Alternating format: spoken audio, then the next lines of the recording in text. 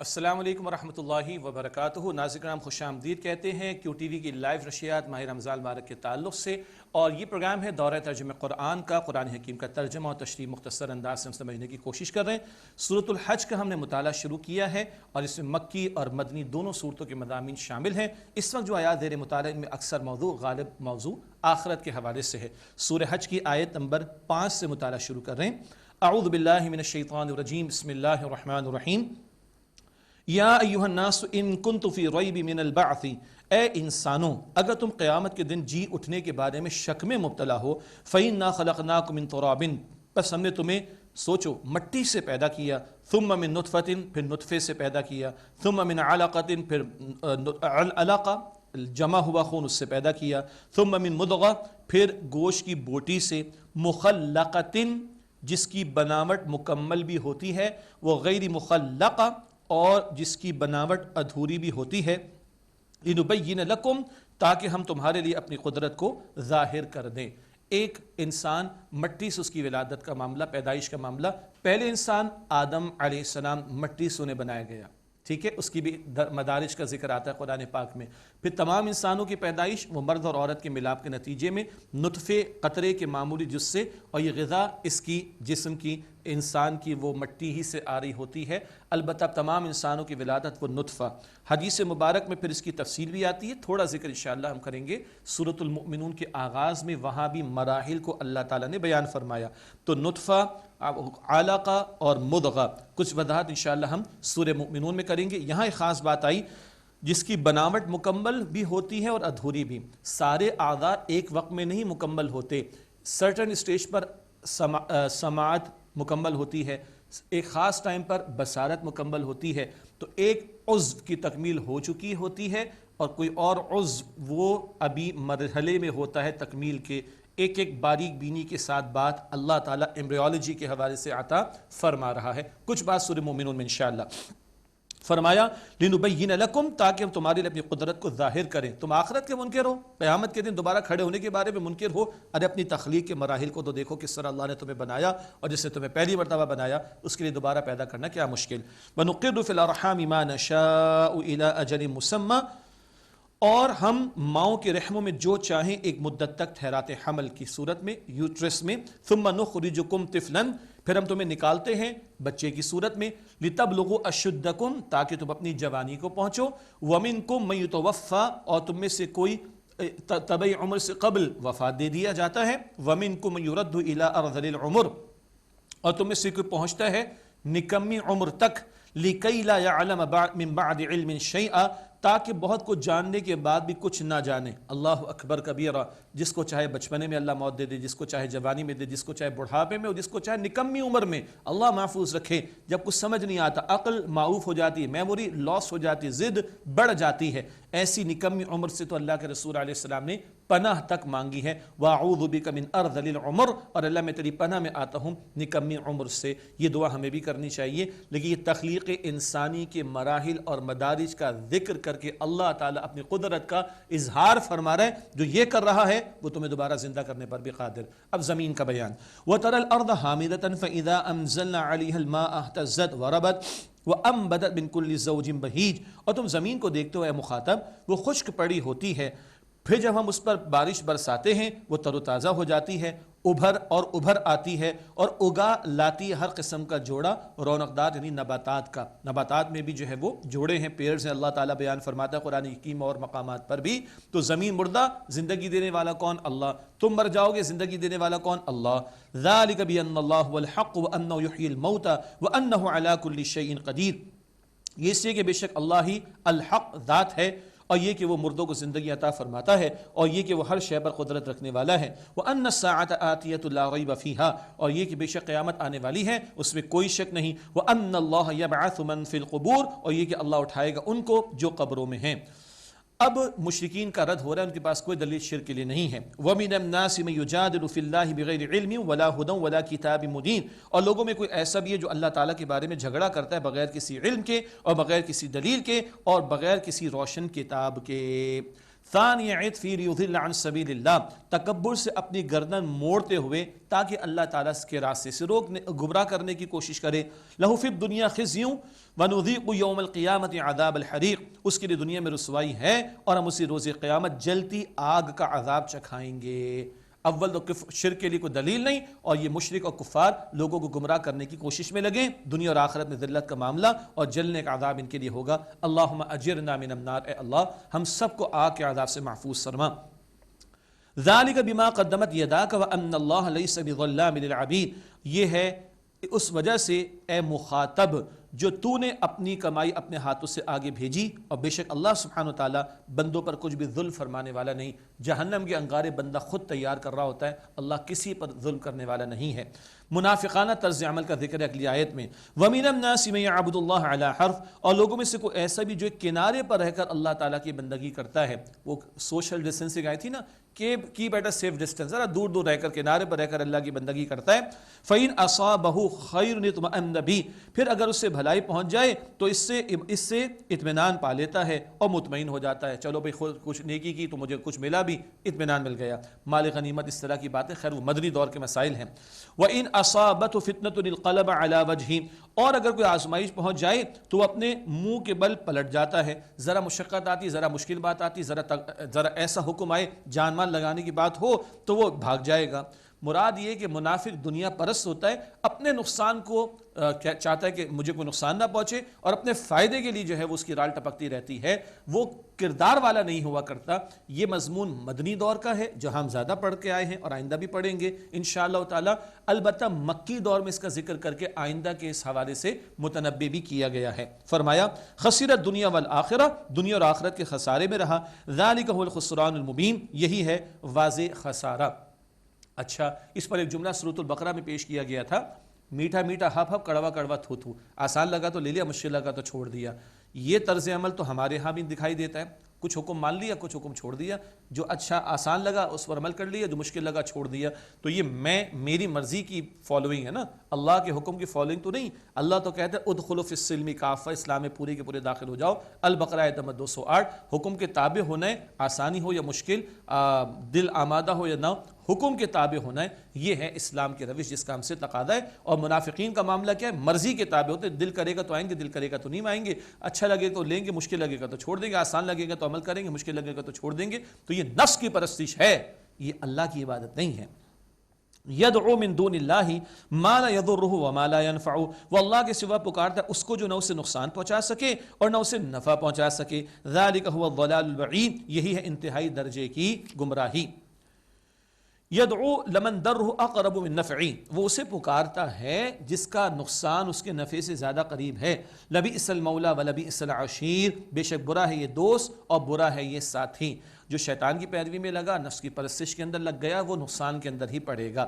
اس کے برعکس ایمان والوں کا ذکر ہے، ان اللہ یدخل الذین آمنوا وعملوا الصالحات جنات، بے شک جو لوگ ایمان لائے اور انہوں نے نیک اعمال کیے، اللہ تعالیٰ نے باغات میں داخل فرمائے گا، تجری من تحت الانہار، جن کے نیچے نہریں جاری ہیں۔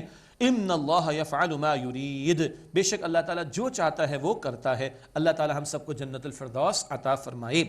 اگلی آیت بھی مشکلات القرآن میں سے ہے، ایک سے زیادہ آراء مفسرین نے بیان فرمائی، میں دو آپ کے سامنے عرض کروں گا جو اکثر مفسرین نے بیان فرمائی ہیں۔ ایک نبی مکرم علیہ السلام کے تعلق سے ہے ترجمانی، اور ایک وہ شخص جو دین کے لیے کچھ محنت کرنا چاہتا ہو اس کے تعلق سے ہے۔ من کان یظن ان لن ینصرہ اللہ فی الدنیا والآخرہ، جو یہ گمان کرتا ہے کہ اللہ تعالیٰ صلی اللہ علیہ وسلم کی ہرگز مدد نہیں کرے گا دنیا اور آخرت میں، فلیمدد بسبب الی السماء، تو اسے چاہیے کہ ایک رسی آسمان کی طرف تانے، ثم لیقطع، پھر اسے کاٹ ڈالے، فلینظر هل یذهبن کیدہ ما یغیظ، پھر دیکھیں کیا اس کی تدبیر اس چیز کو دور کر سکتی ہے جو بات اس کو غصہ دلا رہی ہے۔ یعنی مشرکین ہو، کفار ہو، منافقین ہو، جو لوگ یہ سمجھ رہے ہیں کہ اللہ یہ ناکام ہو جائیں گے، ان کی محنت کامیاب نہیں ہوگی، معاذ اللہ معاذ اللہ، جو یہ سمجھتا ہے کہ اللہ اپنے رسول علیہ السلام کی مدد نہیں فرمائے گا، تو وہ ایک رسی تان کر دیکھے اور اس کو کاٹ کر دیکھے۔ مراد کیا ہے؟ ایک وہ ہے جو وحی نبی علیہ السلام پر آ رہی ہے، کیا اس رسی کو کاٹ سکتا ہے؟ اس وحی کے نزول کو روک سکتا ہے؟ اللہ کی رہنمائی جو آ رہی ہے اس کو روک سکتا ہے؟ نہیں، تو اپنا ہی نقصان کرے گا۔ اللہ تو اپنے پیغمبر کی مدد فرمائے گا اور یہ دین غالب ہوگا۔ یہ ایک ترجمانی۔ اور دوسری رائے کیا بیان کی گئی؟ جو یہ سمجھتا ہے اللہ اس کی ہرگز مدد نہیں کرے گا دنیا اور آخرت میں، تو ایک رسی آسمان کی طرف تانے، کاٹے، دیکھے پھر کیا اس کی تدبیر اس چیز کو دور کر دے گی جو اس کو غصہ دلا رہی ہے۔ بھئی وہ رسی کیا ہے؟ اللہ پر ایمان، اللہ پر توکل، اللہ سے امید رکھنے کی رسی۔ جب تک اللہ کے ساتھ تعلق مضبوط ہے، ایمان مضبوط ہے، اللہ کے وعدوں پر یقین ہے، اللہ پر توکل ہے اور امید کا دامن تھامے رکھا ہے، مومن چلتا رہے گا۔ بظاہر نتائج سامنے نہ آئیں، بظاہر مشکلات ہوں، بظاہر مغلوبیت کا دور ہو، بظاہر جو ہے وہ اندھیرے ہوں، اللہ سے امیدیں وابستہ ہیں تو بندہ مومن عمل میں آگے بڑھے گا، محنت میں آگے بڑھے گا، خیر میں آگے بڑھے گا، غلبہ دین کی جد و جہد میں آگے بڑھے گا، نفاذ دین کی جد و جہد میں آگے بڑھے گا۔ اور اگر یہ امید اللہ سے توڑ دی، معاذ اللہ، یہ توکل اللہ پر نہ رہا تو پھر کیا حاصل ہوگا؟ پھر اپنا ہی نقصان کرے گا اور کسی کا نہیں۔ واللہ عالم، یہ دو تعبیرات اور آراء ہیں جو مفسرین نے بیان فرمائی، ہم نے آپ کے سامنے رکھی ہیں۔ فرمایا وَكَذَلِكَ أَنزَلْنَاهُ آيَاتٍ بَيِّنَاتٍ، اور اسی طرح ہم نے اس قرآن حکیم کو روشن آیات کی صورت میں اتارا۔ وَأَنَّ اللَّهَ يَهْدِي مَن يُرِيدُ، اور بے شک اللہ تعالیٰ جس کو چاہتا ہے، وَأَنَّ اللَّهَ يَهْدِي مَن يُرِيدُ، اور اللہ تعالیٰ جس کو چاہتا ہے بے شک ہدایت عطا فرماتا ہے۔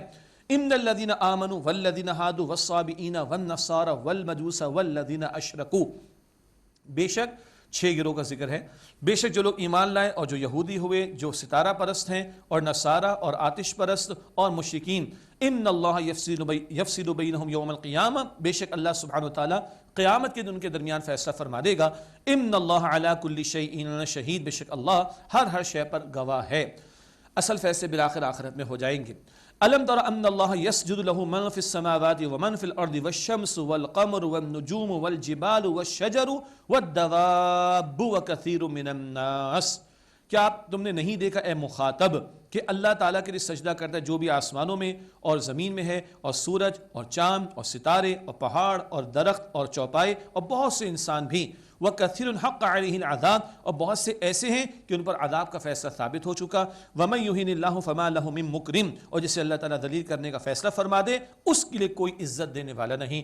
إِنَّ اللَّهَ يَفْعَلُ مَا يَشَاءُ، بے شک اللہ سبحانہ وتعالی جو چاہتا ہے وہ کرتا ہے، جو چاہے وہ فیصلہ فرمائے۔ ناظرین کرام، یہ بھی آیت سجدہ ہے، اس پر سجدہ ہم بھی ادا کریں گے، آپ بھی ادا کیجئے گا، یہ آیت سن کر سجدہ کرنا لازم ہو جاتا ہے۔ اگلا بیان بڑا سخت ہے عذاب کے اعتبار سے۔ فرمایا ہادانی خصمان اختصموا فی ربہم، یہ 2 فریق ہیں، انہوں نے اپنے رب کے بارے میں جھگڑا کیا۔ فالذین کفروا، پس جن لوگوں نے کفر کیا، قطعت لہم ثیاب من نار، ان کے لیے آگ کے کپڑے تیار کیے گئے ہیں۔ اللہ اکبر۔ یصب من فوق رؤوسہم الحمیم، ان کے سروں کے اوپر سے کھولتا ہوا پانی ڈالا جائے گا۔ آگ کے کپڑے، استغفر اللہ۔ سورہ ابراہیم میں تارکول کا ذکر، یہ گندک کا ذکر تھا، وہ آگ کو اور بھڑکاتا ہے اور کھولتا پانی اوپر سے ڈالا جائے گا۔ ابھی بات مکمل نہیں ہوئی۔ یسعر بہ ما فی بطونہم والجلود، اس سے پگھل جائے گا جو ان کے پیٹوں میں ہے اور ان کی کھالیں بھی۔ اللہ اکبر۔ اور سورہ نساء آیت 56، بار بار کھال دی جائے گی نہیں تاکہ جلنے کا عذاب چکتے رہیں۔ ابھی بھی بات ختم نہیں ہوئی۔ وَلَهُمْ مَقَامِعُ مِنْ حَدِيدٍ، اور ان کے لیے لوہے کے ہتھوڑے ہوں گے جن سے مارا جائے گا ان کو، کچلا جائے گا ان کو۔ یہ اللہ کا کلام بتا رہا ہے، یہ کسی مولوی کا ڈراوا نہیں ہے، کسی مولوی صاحب نے نہیں ڈرایا، کسی مفتی صاحب نے نہیں ڈرایا، کسی مسجد کے امام نے نہیں ڈرایا، یہ میرے اور آپ کے رب نے ڈرایا ہے جہنم کی آگ سے، اور یہ اللہ کا سچا کلام ہے۔ اللہ تعالیٰ ہم سب کو جہنم کے عذاب سے محفوظ رکھے۔ آگے فرمایا کلما ارادوا ان یخرجوا منها من غم اعیدوا فیها، جب وہ اس غم کے مارے اس سے نکلنے کا ارادہ کریں گے اسی میں لوٹا دیے جائیں گے۔ وذوقوا عذاب الحریق، اور کہا جائے گا جلنے کے عذاب کو چکھو، اسی جہنم کی آگ کے اندر پڑے رہو۔ اللہم اجرنا من النار، اے اللہ ہمیں آگ کے عذاب سے محفوظ فرمائے۔ اللہ ڈرا رہا ہے، وہ رحمان و رحیم ڈرا رہا ہے۔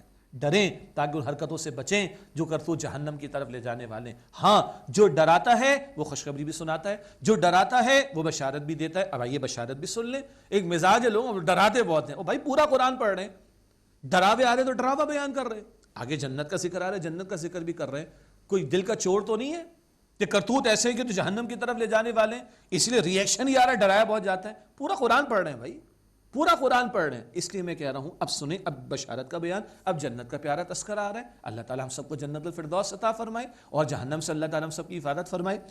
ان اللہ يدخل الذين آمنوا وعملوا الصالحات جنات، بے شک جو لوگ ایمان لائے اور انہوں نے نیک اعمال کیے اللہ انہیں باغات، جنت باغات میں داخل فرمائے گا۔ تجری من تحتها الانہار، جن کے نیچے نہریں جاری ہیں۔ یحلون فیہا من اساور من ذہب ولؤلؤا، اس میں انہیں سونے کے کنگن اور موتی پہنائے جائیں گے. کیا استقبال ہوگا, سبحان اللہ.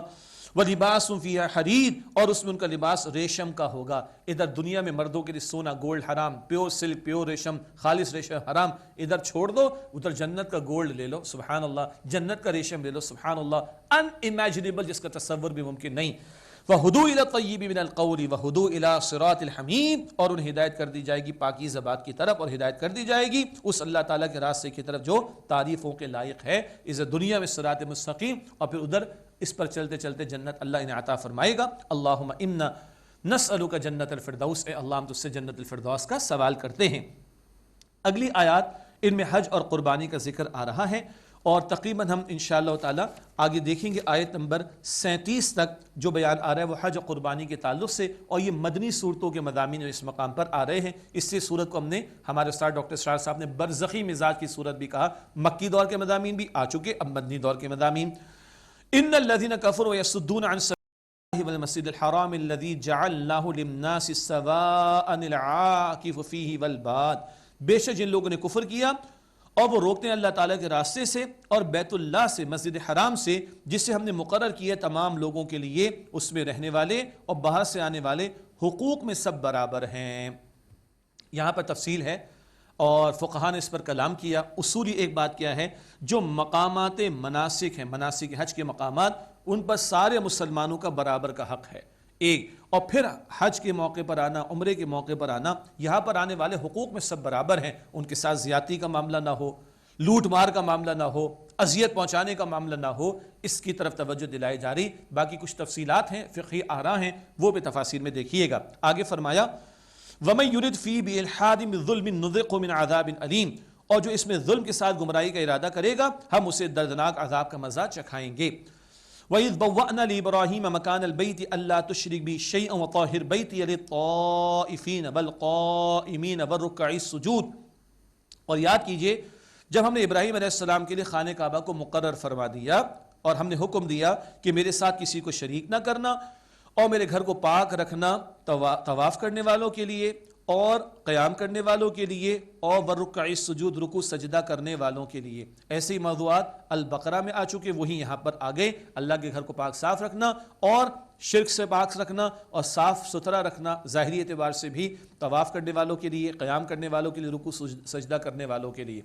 فرض نماز کے بعد اہم ترین عبادت وہاں کیا ہے؟ طواف, پھر نوافل, اور پھر قیام یعنی اعتکاف کرنا, اور پھر نوافل کا وہاں پر اہتمام کرنا. اللہ تعالیٰ اپنے گھر کی حاضری مجھے آپ کو ہم سب کو عطا فرمائے اپنے فضل و کرم سے. حج کا اعلان کرنے کا ذکر آ رہا ہے. وَأَذِّن فِي النَّاسِ بِالْحَجِّ يَأْتُوكَ رِجَالًا وَعَلَى كُلِّ ضَامِرٍ يَأْتِينَ مِنْ كُلِّ فَجٍّ عَمِيقٍ, اور لوگوں میں حج کا اے ابراہیم اعلان کر دو, وہ تمہارے پاس پیدل اور دبلی اونٹنیوں پر بھی آئیں گے, اور وہ چلی آتی ہیں دور دراز کے راستوں سے. اللہ اکبر. ابراہیم علیہ السلام کو فرمایا گیا پکار لگائیے. عرض کی گئی تھی اے اللہ پکار لگا رہا ہوں, صحرا ہے, کون سنے گا؟ اللہ نے فرمایا کہ پکار تم لگاؤ, پہنچانا ہمارا کام. اور کیسی پہنچ رہی ہے یہ آواز اور یہ پکار کہ سعودی حکومت کو کوٹا لگانا پڑتا ہے. ساری دنیا کا مسلمان کھچا چلا آنا چاہتا ہے, لیکن کوٹا لگانا پڑتا ہے تاکہ انتظامی اعتبار سے سنبھالنے کے اندر مشکلات نہ آئیں. انسان ہے نا, مشکلات تو آتی ہیں سنبھالنے کے اعتبار سے ایڈمنسٹریٹیولی. تو اس پکار پر لبیک آج بھی کہا جا رہا ہے, لبیک اللہم لبیک. اللہ تعالیٰ مجھے آپ کو حرمین شریفین کی زیارت عطا فرمائے.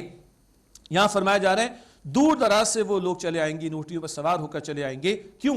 لیشہدوا منافع لہم, تاکہ اپنے فائدوں کے مقامات پر موجود ہوں. فائدے ظاہری بھی ہیں, باطنی بھی ہیں, مادی بھی ہیں, روحانی بھی ہیں. گناہوں کی مغفرت, رحمت الہی کا نزول ہے, صاف ستھرے ہو کر واپس جائیں گے اپنے گھروں کو, اور معاشی فوائد بھی مل رہے, تجارت بھی ہو جاتی ہے, ساری دنیا سے چلت پھرت ہوتی ہے, خاص طور پر حج کے موقع پر. اللہ اکبر. تو ظاہری, باطنی, مادی, روحانی سارے فوائد ہیں. لیشہدوا منافع لہم, تاکہ وہ اپنے فوائد کی جگہ موجود ہوں. وَيَذْكُرُوا اسْمَ اللَّهِ فِي أَيَّامٍ مَعْلُومَاتٍ, اور وہ اللہ تعالیٰ کا ذکر کریں مقررہ دنوں میں. مقررہ دن کون سے؟ قربانی کے ایام. قرآن پاک نہیں بتاتا, وہ رسول اکرم صلی اللہ علیہ وسلم نے بتا دیے. یہ بات البقرہ میں بھی آ چکی ہے پہلے. فرمایا وَيَذْكُرُ اسْمَ اللَّهِ فِي أَيَّامٍ مَعْلُومَاتٍ، اور وہ اللہ تعالیٰ کا ذکر کرے مقررہ دنوں میں، عَلَى مَا رَزَقَهُم مِّن بَهِیمَةِ الْأَنْعَامِ، ان مویشی چوپایوں پر جو ہم نے انہیں عطا کیے، قربانی پیش کیا جانا۔ فَكُلُوا مِنْهَا وَأَطْعِمُوا الْبَائِسَ الْفَقِيرَ، بس ان میں سے تم خود بھی کھاؤ اور بدحال محتاج کو بھی کھلاؤ، یعنی خود بھی کھاؤ، دوسروں کو بھی اللہ کی نعمت میں شریک کرو۔ ثُمَّ لْيَقْضُوا تَفَثَهُمْ وَلْيُوفُوا نُذُورَهُمْ وَلْيَطَّوَّفُوا بِالْبَيْتِ الْعَتِيقِ، پھر وہ چاہیے کہ اپنے میل کچیل کو دور کریں اور اپنی نظریں پوری کریں اور قدیم گھر یعنی بیت اللہ کا طواف کریں۔ یہ حج کے تعلق سے ذکر آ رہا ہے، وہ جو حج تمتع کرتے ہیں، قران کرتے ہیں کہ قربانی پیش کرنا ہوتی ہے، پھر اس کے بعد احرام کھل جاتا ہے، صاف ستھرے ہو جاتے ہیں، وہ حج والی قربانی الگ ہے اور سنت ابراہیمی والی قربانی الگ ہے، اس کا ذکر بعد میں علیحدہ سے آئے گا انشاءاللہ تعالی۔ پھر یہ کہ وہ قربانی پیش ہو گئی، احرام کھل گیا، صاف ستھرے ہو گئے، اب اللہ کے گھر کا طواف کرنا ہے، جس کو طواف زیارت کہا جاتا ہے، جو سب سے بڑا رکن ہے حج کے تعلق سے۔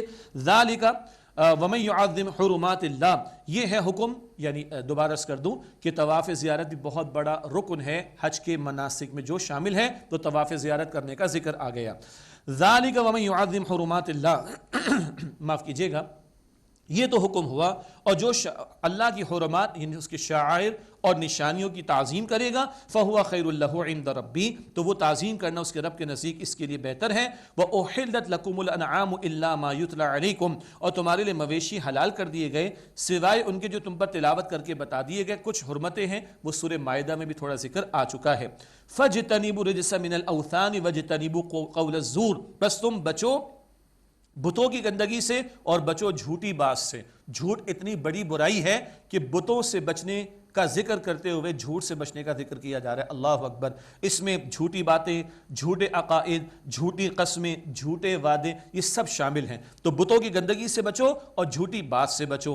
حنفاء للہ، اللہ تعالیٰ کے لیے یکسوئی اختیار کرنے والے ہو جاؤ، غیر مشرکین بھی، اس کے ساتھ کسی کو شریک نہ کرنے والے ہوتے ہوئے شرک سے بچو اور اللہ کے لیے یکسو ہو جاؤ۔ وَمَن يُشْرِكْ بِاللَّهِ فَكَأَنَّمَا خَرَّ مِنَ السَّمَاءِ فَتَخْطَفُهُ الطَّيْرُ، اور جو کوئی اللہ تعالیٰ کا شریک ٹھہرائے گا تو گویا وہ آسمان سے گرا، پھر اسے پرندے مردار خور پرندے اچک لے جاتے ہیں، او تہوی بہ الريح فی مکان سحیق، یا اسے پھینک دیتی ہے ہوا کسی دور دراز کی جگہ میں۔ مشرک جو ہے وہ اس کے لیے نجات نہیں ہے، اور شرک کرنے والا در بدر کی ٹھوکریں کھاتا ہے، اور یہ مذہب کے نام پہ لوٹنے والے جو پروہت پجاری اس طرح کے لوگ ہوتے جو اچک لیتے اور ان کا عقیدہ اور آخرت کو برباد کرتے ہیں۔ ذالک، یہ تو حکم ہے، برا شرک سے بچنے کی توجہ دلائی گئی۔ وَمَن يُعَظِّمْ شَعَائِرَ اللَّهِ فَإِنَّهَا مِن تَقْوَى الْقُلُوبِ، اور جو اللہ کے شاعر اس کی نشانیوں کی تعظیم کرے، احترام کرے، پس بے شک یہ دلوں کے تقوی میں سے ہے۔ اللہ تعالیٰ کا گھر، اللہ تعالیٰ کی مساجد، نبی مکرم علیہ السلام کی مسجد بھی، بیت اللہ شریف بھی، مسجد حرام بھی، اور تمام مساجد، پھر دینی کتب ہوں اور دینی ادارے ہوں، ان سب سے اللہ تعالیٰ کی یاد تازہ ہوتی ہے نا۔ قربانی کے جانور ہوں، اور صفا مروہ کو بھی اللہ تعالیٰ کی نشانیاں قرار دیا گیا، تو وہ نسبتیں جن کی نسبت اللہ کی طرف ہو، ان نشانیوں کا احترام کرنا یہ ایمان و تقوی کی علامت ہے، اور اگر یہ احترام نہیں ہے اس کا مطلب ایمان و تقوی موجود نہیں ہے۔ ان قربانی کے جانوروں کے بارے میں فرمایا لَكُمْ فِيهَا مَنَافِعُ إِلَىٰ أَجَلٍ مُّسَمًّى ثُمَّ مَحِلُّهَا إِلَى الْبَيْتِ الْعَتِيقِ، تمہارے لیے ان مویشیوں میں ایک مدت مقرر تک فائدہ اٹھانا ہے، جائز ہے، کچھ سواری کچھ استفادہ کر لو، لیکن پھر کیا ہے، پھر ان کے ثم محلها الى البيت العتیق، پھر ان کے پہنچنے کا مقام بیت قدیم، پرانے گھر یعنی بیت اللہ تک ہے۔ پرانا گھر کیوں کہا جا رہا؟ پہلے دن سے وہ تعمیر کیا گیا اور اللہ تعالیٰ کی عبادت کی جائے اور اس کی طرف رخ کیا جائے، اس کا طواف کیا جائے، پہلے دن سے اس کو مقرر کیا گیا۔ تو یہ قربانیاں وہ حدود حرم میں پیش کی جائیں گی، اور اس مدت تک جب تک یہ پیش ہونی ہیں ان سے فائدہ اٹھانے کی گنجائش دی گئی ہے۔ اور اس کے بعد اللہ سبحانہ وتعالی ہر امت کے حوالے سے قربانی کا ذکر عطا فرما رہا ہے، اور نبی اکرم علیہ الصلوۃ والسلام کی امت کے لیے بھی قربانی کو لازم کیا گیا، اس کا ذکر آ رہا ہے۔ ایک نقطہ بس وضاحت کر دیں، ایک حج سے متعلق قربانی وہ دم شکرانے کے طور پر حجاج ادا کرتے ہیں جو تمتع کا حج کرتے ہیں، قران کا، اور ایک ہے سنت ابراہیمی والی قربانی، وہ ساری امت میں جو صاحب استطاعت ہیں ان پر لازم کی گئی۔ اگلی آیات میں اس کا تذکرہ انشاءاللہ ہمارے سامنے آئے گا۔ ایک وقفہ لیتے ناظرین کرام، اس کے بعد سلسلہ انشاءاللہ جاری رہے گا دورہ ترجمہ قرآن کا۔ السلام علیکم ورحمۃ اللہ وبرکاتہ۔